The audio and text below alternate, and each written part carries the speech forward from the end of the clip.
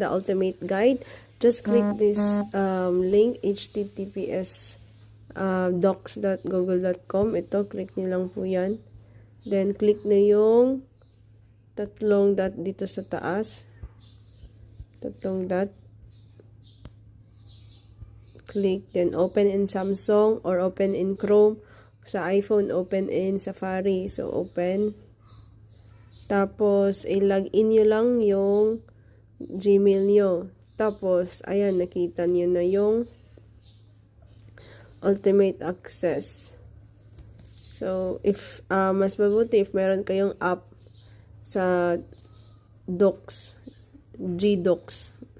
Sabi dito, use app. So, I'll just use the app. So, ayan.